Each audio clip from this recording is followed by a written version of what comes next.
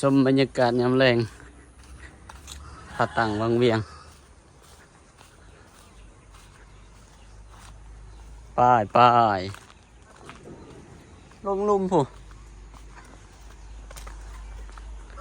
นี่จะเป็น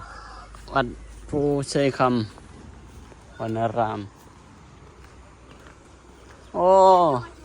ฮะกินเก็บดูวะบอยดินเบิ่งเลยฮะอีเบิ่งเด้อถ่ายคลิปถ่ายคลิป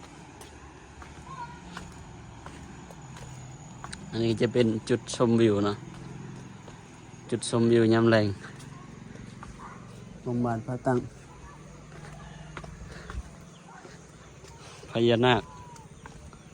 นี่จะเป็นทางคันไดขึ้นวัด50 ขั้นเดี๋ยวนี้เลยบริเวณต่ำๆได้นี่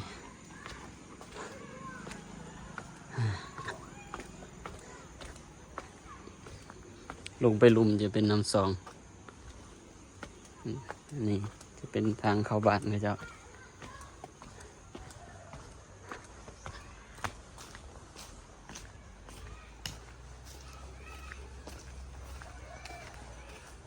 โอ้เห็นยังอาบน้ำบนน้ำป่ะซื้อต่อป่ะซื้อป่ะมันเลาะบ้านยามแรง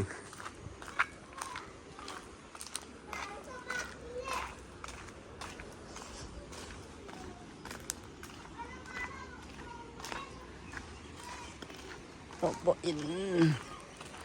นี่จะเป็นวิวยามแรง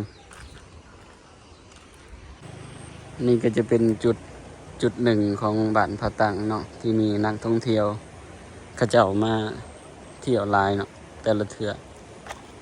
พวกต่างประเทศฝรั่งจีนญี่ปุ่นมีเบิดเนาะแต่ละมื้อสิเห็นเขาเจ้ามาลงมาเลาะแถวนี้เป็นจุดหนึ่งที่นักท่องเที่ยวเพิ่นมักลงมาเบิ่งมาชมและอีกจุดหนึ่งก็แม่นอยู่ครัวเนาะโอ้ครัวเป็นจุดบ่อนเขาเจ้าเกลือป่ามงครัวผาตั้งแต่ละมือบ่ขาดเนาะคนประมาณเป็น40-50ดอกเขาเจ้ามาแต่ละมือนะอยู่บ่อนนั่นแหละบ่อนกระสอบนะมันจะมีป่าน้ำซองป่าหน่อยป่าใหญ่เนาะมันเป็นป่าเลี้ยงเนาะเป็นป่าเขาเจ้าอนุรักษ์ไว้นับตั้งแต่ครัวจนหอดทางลุมพุ่น500 เมตรแม่นเพิ่นจะห้ามการหาปลาแบบทุกวิธีทางเนาะบ่ให้เอาปลานะปลาน้ำซองเพราะว่าเป็นปลาสงวนเขาเจ้านับตั้งแต่ครัวลงมาจนหอดผู้500 เมตรอยู่ทางลุมไปเลยถ้าผู้ใดแบบเอาเลยเขาเจ้าเห็นแล้วเขาเจ้าจะถูกปรับใหม่เนาะแล้วก็อีกจากครัวไปจนผู้ไปข้างเทิงอีกจะมีน้ำซองไปข้างเทิงอีกกะ500 เมตรคือกันนะกะหามคือกันเนาะหามแบบบ่ให้เอาเลยนะนับตั้งแต่ใส่มองใส่เบ็ดเจ้าสิหามแบบโดยเฉพาะเลยอันนี้ถือว่าเป็นจุดหนึ่งที่นักท่องเที่ยวเพิ่นมาเที่ยวแต่ละเทื่อไหลข้างเทิงก็สิมีห่านขายอะโวคาโดนะอยู่ข้างเทิงสิมีห่านขายอะโวคาโดข้างเทิงเลยแต่ว่าเป็นซื้ออะโวคาโดมาแล้วมานั่งชมวิวอยู่นี่เนาะต่างประเทศเขาเจ้ามักได้เขาเจ้ามักยามแรงอันนี้แหละยามกลางเว้นแดดๆเขาเจ้าที่ซื้อ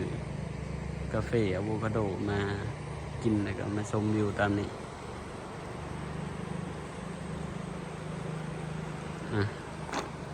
เดี๋ยวจะพาไปเลาะอีกบอนหนึ่ง พาเลาะไปเบิ่งน้ำ2น้ำไม่บ่ได้เลิกนอนน้ำประมาณหน้าแข็งนั่นแหละ เดี๋ยวเขาเบิ่งขึ้นเลิกแต่ว่าโบแมนเด้อเป็นเด็กน้อยก็จะเอาขามไปฟังนั่นอยู่เว้น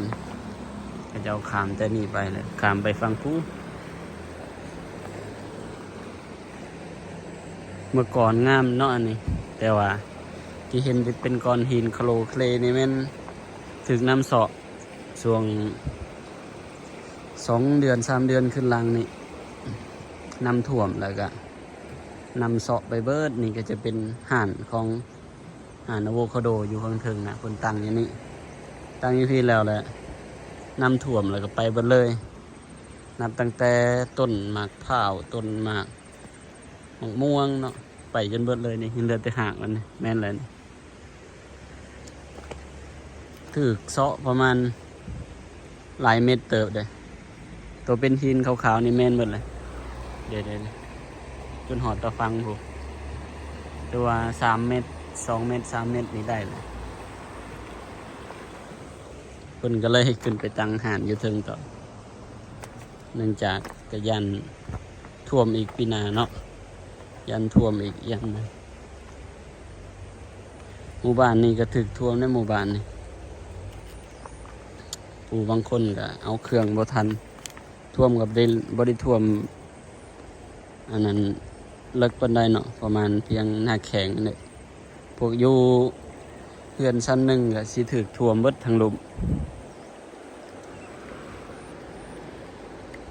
ไม่ใช่ครับ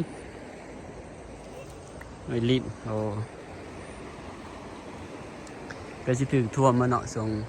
ก่อน2 เดือนขึ้นหลังแต่ว่าบ่มีใครเป็นหยังเนาะแต่ละคนปลอดภัยเบิดแต่ว่าเครื่องก็สิบางเฮือนก็เอาบ่ทันบางเฮือนก็เอาทันถือว่าบ่เคยเป็นมาก่อน10 ปีเนาะน้ำท่วมมันหากับปีนี้แหละน้ำท่วมแห้งถึกเสาะเบิดก็เสียหายหลายเติบเนาะทางบ้านเพิ่นก็สิฝากคลิปไว้เท่านี้แหละมีโอกาสเดี๋ยวสิหาเลาะถ่ายบนไม้อีกฝากกดไลค์กดแชร์กดติดตามไปนะเพื่อเป็นกำลังใจในการเฮ็ดคลิปขอโทษขออภัยสำหรับการฝากเสียงเนาะเพราะว่าอากามาฝากเสียงสไตล์นี้เนาะบ่เคยออกกล้องนะเถื่อขอโทษขออภัยสิเกะกะเนี่ยก็สิพยายามเฮ็ดต่อไปเรื่อยๆขอบใจสำหรับการเบิ่งการชมคลิปการการรีวิวบรรยากาศอยู่วังเวียงเนาะ